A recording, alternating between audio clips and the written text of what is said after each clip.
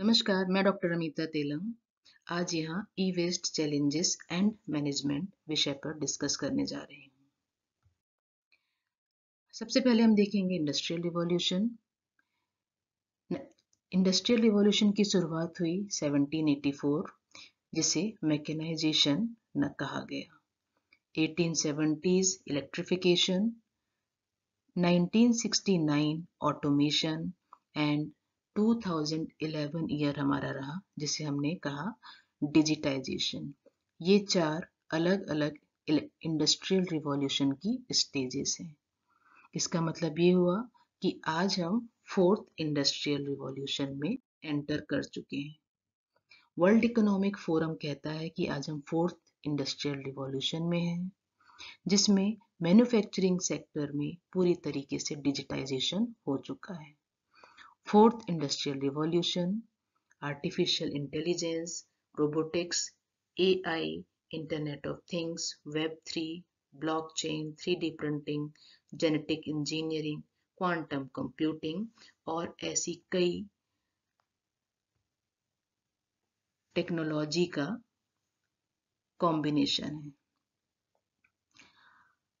Fourth industrial revolution, अगर हम दूसरे किसी भी इंडस्ट्रियल रिवॉल्यूशन की बात करें तो हर इंडस्ट्रियल रिवॉल्यूशन के जहां प्लस पॉइंट थे या पॉजिटिव साइड था तो वहीं उसके निगेटिव साइड भी देखने में आए। उसी प्रकार से हमारा जो फोर्थ इंडस्ट्रियल रिवॉल्यूशन है, अगर उसके कुछ पॉजिटिव पॉइंट्स हैं तो उसके कुछ निगेटिव पॉइंट्स भी हैं, क्योंकि फोर्थ इंडस्ट्रियल रिवॉल्यूशन में पूरे तरीके से डिजिटाइजेशन हो चुका है। तो ऐसे में साइबर इंस्ट्रूमेंट्स, इलेक्ट्रॉनिक इंस्ट्रूमेंट्स, बहुत सारे अलग अलग प्रकार के डिवाइसेस मार्केट में अवेलेबल हैं, जिनको फैक्ट्री लेवल से लेकर के कंपनी लेवल, बड़ी बड़ी फैक्ट्रीज, कंपनीज और स्मॉल स्केल में भी यूज किया जा रहा है। हर जगह आज की डेट में हम डिजिटल डिवाइसेस किसी न किसी रूप में यूज कर रहे हैं, चाहे वो बड़े स्केल में यूज कर रहे हो, चाहे छोटे स्केल में। फोर्थ इंडस्ट्रियल रिवॉल्यूशन के पहले कुछ ब्राइट साइड्स के बारे में देखते हैं, जैसे कि digital innovation, analyse behaviour, digital transformation, data analyse, effective communication, business transformation, automate task, online transaction, digital channel, ये सारे हमारे फोर्थ इंडस्ट्रियल रिवॉल्यूशन के ब्राइट साइड हैं। अगर डार्क साइड की बात की जाए फोर्थ इंडस्ट्रियल रिवॉल्यूशन का, तो एक मेजर डार्क साइड है ई वेस्ट। ई वेस्ट जो हमारे इकोलॉजिकल कंसिक्वेंसेस, हेल्थ इफेक्ट पर बहुत अधिक प्रभाव डाल रहा है। हमारी हेल्थ पर, हमारे इकोलॉजी पर बहुत ज्यादा ई वेस्ट जो है वो प्रभाव डाल रहा है। अगर भारत की बात की जाए तो भारत पांचवा largest e waste producing country है। ई वेस्ट का अर्थ यहाँ पर है इलेक्ट्रॉनिक वेस्ट प्रोड्यूस करने वाली कंट्री। ई वेस्ट के कुछ एग्जाम्पल हैं computer, television, VCR, stereo, copier, fax machine और जितने भी हमारे हाउस होल्ड डिवाइसेस जो हम यूज करते हैं वो सारे, इवन आपका बिजली का बल्ब, वो भी एक इलेक्ट्रॉनिक वेस्ट है। अगर इसकी डेफिनेशन की बात की जाए तो ई वेस्ट जो टर्म है उसमें सभी प्रकार के इलेक्ट्रिकल और इलेक्ट्रॉनिक इक्विपमेंट, जिसे हम ट्रिपल ई कहते हैं, वो आते हैं। न केवल ये ट्रिपल ई इक्विपमेंट, बल्कि इनके जो पार्ट्स होते हैं जिनको हम डिस्कार्ड कर देते हैं, या तो ओनर इसको डिस्कार्ड करेगा या तो जो इसको यूज करने वाला व्यक्ति है वो डिस्कार्ड करेगा, कंपनी डिस्कार्ड करेगी। तो इस प्रकार से ई वेस्ट एक ऐसा वेस्ट आइटम है जो इलेक्ट्रिकल और इलेक्ट्रॉनिक इक्विपमेंट से निकलता है और जिसको रीयूज करने का कोई इंटेंशन नहीं होता है। टेक्नोलॉजिकल एडवांसेस आज की डेट में इतनी तेजी से हो रहे हैं कि आज जो चीज सही है, अच्छे से चल रही है, उसको भी हम टेक्नोलॉजी के साथ चलने के लिए हम उस चीज को बदल देते हैं। भले ही वो चीज अच्छे से चल रही है, उसमें कोई खराबी नहीं है, लेकिन क्योंकि हमको उसका एडवांस वर्जन चाहिए। स्मार्टफोन की बात अगर हम लें, तो आज भले ही हमारे पास एक अच्छा स्मार्टफोन है जो अच्छे से काम कर रहा है, लेकिन फिर भी जैसे ही मार्केट में नया स्मार्टफोन आएगा, हम तुरंत नया स्मार्टफोन ले लेते हैं। तो ये बहुत बड़ा कारण है ई वेस्ट पैदा होने का। E waste classification, waste management rule 2016 e waste के अनुसार ई वेस्ट को हम दो ग्रुप में बांटते हैं। एक होता है हाई एंड इंस्ट्रूमेंट, जिसे आईसीटी इंडस्ट्री यूज करती है, और दूसरा होता है consumer electrical and ECE means electronics and communication engineering instrument. ज्यादातर ई वेस्ट, एक और बात गौर करने की है यहाँ, कि मैक्सिमम जो ई वेस्ट होता है वो मैन्युफैक्चरर के द्वारा मैन्युफैक्चरिंग की प्रक्रिया के दौरान और प्रोडक्ट की रिपेयरिंग की प्रक्रिया के दौरान जनरेट होता है। Types of e waste generated यहाँ एक ग्राफ के द्वारा आप देख सकते हैं। Lamp, small IT devices, screens, temperature equipment, large equipment, small equipment, इन सब का कितना योगदान है ई वेस्ट जनरेट करने में। ई वेस्ट की कैटेगरीज अगर देखी जाए, तो जितने ज्यादा इक्विपमेंट हम घर में, ऑफिसेस में, कंपनीज में, इंडस्ट्री में यूज कर रहे हैं, जो भी इलेक्ट्रॉनिक इक्विपमेंट यूज कर रहे हैं, वो सारा ई वेस्ट की कैटेगरी में आता है। फिर चाहे वो टेम्परेचर इक्विपमेंट हो, स्क्रीन हो, लार्ज इक्विपमेंट हो, स्मॉल इक्विपमेंट हो, स्मॉल आईटी टूल्स हो, कुछ भी हो सकता है।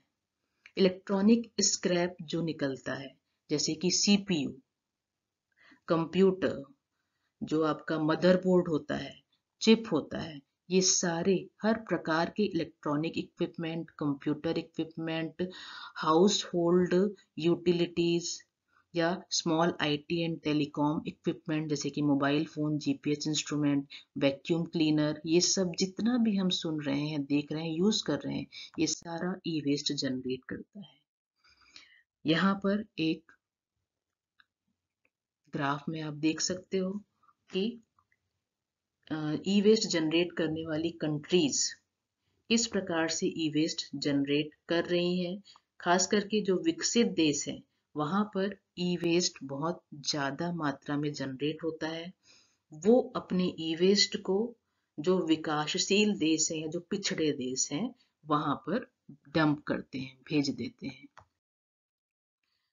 इस प्रकार से इस मैप में आप इस चीज को देख सकते हैं कि किस प्रकार जो ई वेस्ट सेंड करने वाली जो कंट्रीज हैं, जो यहाँ पर ग्रीन कलर से हाईलाइट है, वहां से ई वेस्ट जो है वो भेजा जाता है, जो आपका ऑरेंज कलर से हाईलाइट जो कंट्रीज है वहां पर।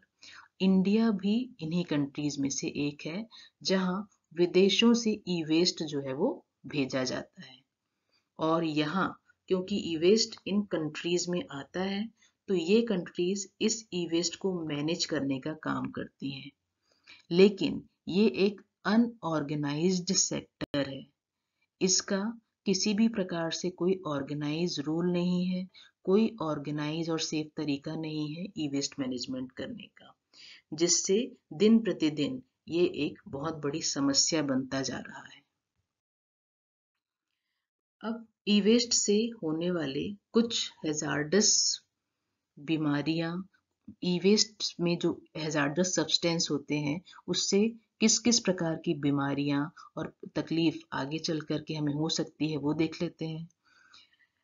सबसे पहले हैजार्डस सब्सटेंस जो ई वेस्ट से निकलते हैं वो है lead, cadmium, polyvinyl chloride, sulphur etcetera.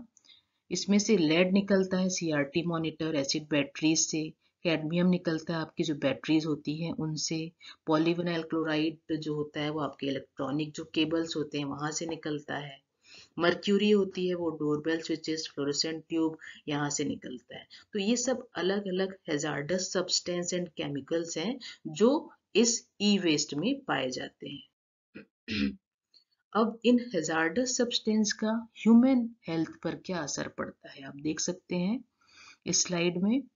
ये आपके इम्यून सिस्टम को डैमेज कर सकता है, आपके नर्वस सिस्टम को डैमेज कर सकता है। जो डायोक्सिन्स होते हैं वो आर्सेनिक होता है, उससे कैंसर, डायबिटीज और कार्डियोवैस्कुलर डिसीज हो सकते हैं। मर्क्यूरी स्किन, लंग्स, किडनी और नर्वस सिस्टम पे बहुत बुरा असर डालता है। लेड, इससे आपका बच्चों का जो विकास है उस पर प्रभाव पड़ता है, बच्चों के शारीरिक और मानसिक विकास पे प्रभाव पड़ता है।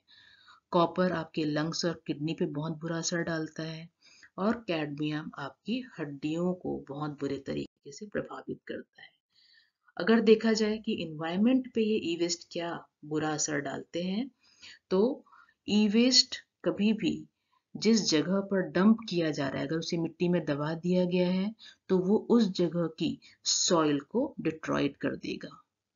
हैवी मेटल्स अगर छोड़ दिए गए हैं खुले में तो वो प्लांट की लाइफ को डिग्रेड कर देते हैं।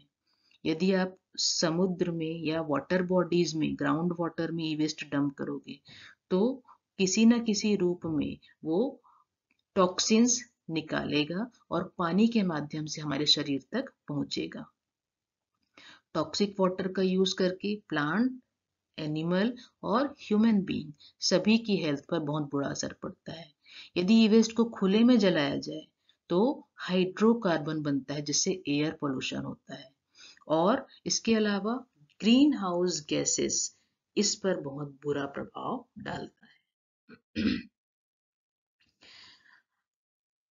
इस ई वेस्ट मैनेजमेंट के लिए जो चैलेंजेस फेस किए जा रहे हैं, क्योंकि ये ई वेस्ट मैनेजमेंट किसी भी तरीके से ऑर्गेनाइज मैनर में नहीं किया जा रहा है, तो इसमें चैलेंजेस जो फेस किए जा रहे हैं उसमें से सबसे मुख्य जो चैलेंज है वो है कि कोई भी इलेक्ट्रॉनिक प्रोडक्ट का यहाँ पर कोई भी डेटा अवेलेबल नहीं होता है।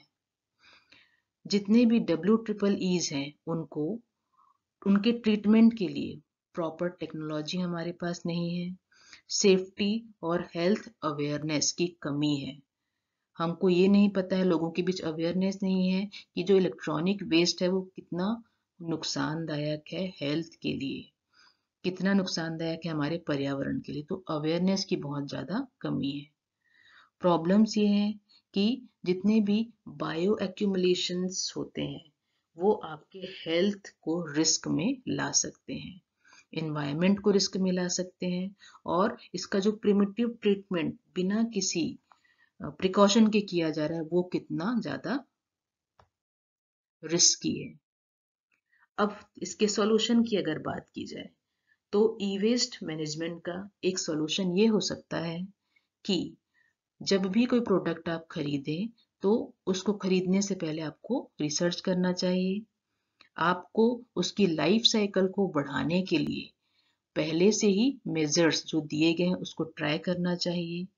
हमेशा एनवायरमेंट फ्रेंडली इलेक्ट्रॉनिक इक्विपमेंट ही खरीदें। कभी भी जो आपके पास इक्विपमेंट अच्छे हैं उनको आप डोनेट करें या सेल करें और ई वेस्ट रिसाइकलर के पास ही आप अपना ई वेस्ट डिस्पोज करें। जो आपके ऑथोराइज्ड ई वेस्ट रिसाइकलर्स हैं उनके पास में, और अवेयरनेस जरूर फैलाएं। इसके द्वारा हम ई वेस्ट मैनेजमेंट आसानी से कर सकते हैं। अब भारत सरकार के द्वारा बनाए गए ई वेस्ट मैनेजमेंट रूल्स के बारे में देखते हैं। 2011 से पहले ई वेस्ट जो था वो hazardous waste management HWM rules के अंतर्गत आता था। 1986 एनवायरमेंट प्रोटेक्शन एक्ट, इसके तहत 2011 में ई वेस्ट मैनेजमेंट रूल्स अनाउंस किए गए और 1 मई 2012 से ये इफेक्टिव हुए। इन रूल्स में जितने भी आपके ई वेस्ट बनाने वाली कंपनीज हैं वो कंपनी आई और उन कंपनी को ही रिकवरी और रीयूज के लिए ऑथोराइज किया गया। इंस्ट्रक्शंस दिए गए कि वो अपना ई वेस्ट को रीयूज करें और उसको रिसाइकल करें। ई वेस्ट रूल्स 2016 2011 में जो आया था उसको और ज्यादा फाइन किया गया, उसमें और ज्यादा प्रोज ऐड किए गए, बहुत सारे उसमें आपके पॉइंट्स ऐड किए गए, जिससे कि आपका जो रूल था 2011 का रूल और ज्यादा पावरफुल बना 2016 में। इसमें 21 शेड्यूल्स बनाए गए जिनको आप ई वेस्ट कह सकते हैं, जो इलेक्ट्रॉनिक वेस्ट कैटेगरी में आए।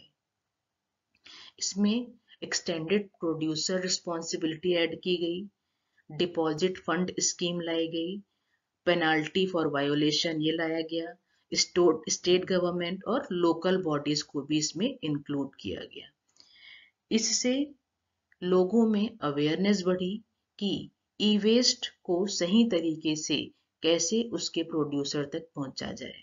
आजकल जो इलेक्ट्रॉनिक प्रोडक्ट बनाने वाली कंपनीज हैं, वो प्रोडक्ट इलेक्ट्रॉनिक प्रोडक्ट के खराब होने पर उसको वापस भी ले रही हैं। इन्वायरमेंट फ्रेंडली प्रोडक्ट बनाए जा रहे हैं और यदि कोई कंपनी रूल्स को नहीं मानती है, इलेक्ट्रॉनिक वेस्ट रूल को, तो उनके लिए पेनाल्टी भी रखी गई है। ई वेस्ट मैनेजमेंट रूल 2016 में जो लाया गया था, उस रूल को 22 मार्च 2018 में रीमॉडिफाई किया गया। अब जो रूल आया 2018 में, वो इन्वायरमेंट को ध्यान में रख करके, इन्वायरमेंट साउंड मैनेजमेंट, इसको ध्यान में रख करके बनाया गया कि कैसे इन्वायरमेंट को कम से कम नुकसान पहुंचाए बिना इलेक्ट्रॉनिक वेस्ट को कम से कम जनरेट किया जाए। गवर्नमेंट ने 2022 में एक नया ई वेस्ट मैनेजमेंट रूल लाया जो 1 अप्रैल 2023 से लागू किया गया। ये जो रूल था, ये हर मैन्युफैक्चरर, प्रोड्यूसर, रिफर्बिशर, डिसमेंटलर, रिसाइकलर या जो मैन्युफैक्चरिंग में जितने भी लोग इन्वॉल्व हैं, चाहे वो किसी भी कैटेगरी के हों, manufacturing, sale, transfer, refurbishing, dismantling, recycling, e waste processing में जितने भी लोग इन्वॉल्व हैं, सबको एक ही कैटेगरी में रखा गया है, जिससे कि इलेक्ट्रॉनिक वेस्ट को मैनेज करने के लिए एक नए, आप बोल सकते हैं कि एक नया यहाँ पर करियर अपॉर्चुनिटी जो था वो देखा गया।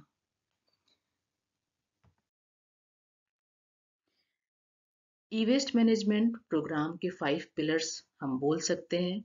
Electronic product means awareness about hazards element in an electronic product. Tracing and monitoring means location of product installed and make it sure it will come back to you after discard. Collection, इसका मतलब हुआ कि जो भी discarded item है वो proper तरीके से कलेक्ट होना चाहिए। सेग्रीगेशन, जितने भी हैजार्डस एलिमेंट्स हैं उनको अलग किया जाए साइंटिफिक तरीके से। Then management, dispose, recycle and remains of it to be discarded separately। तो ये कुछ फैक्ट्स हैं, ये आपके वेस्ट मैनेजमेंट प्रोग्राम के 5 पिलर्स हैं। बट ये सब तब तक सिर्फ थ्योरेटिकल स्टेज में रहेगा जब तक लोगों में अवेयरनेस नहीं आएगी और लोग इस चीज को नहीं समझेंगे कि इलेक्ट्रॉनिक वेस्ट हमारे एनवायरनमेंट के लिए, हमारी सभ्यता के लिए, हमारे समाज के लिए कितना नुकसानदायक है। हर साल ई वेस्ट डे मनाया जाता है 14 अक्टूबर को। सिर्फ ई वेस्ट डे मनाने से कुछ नहीं होगा, हमें अपने अंदर, हमें अपने आसपास अवेयरनेस लानी होगी ताकि लोग इस समस्या की गंभीरता को समझ सकें। Thank you so much.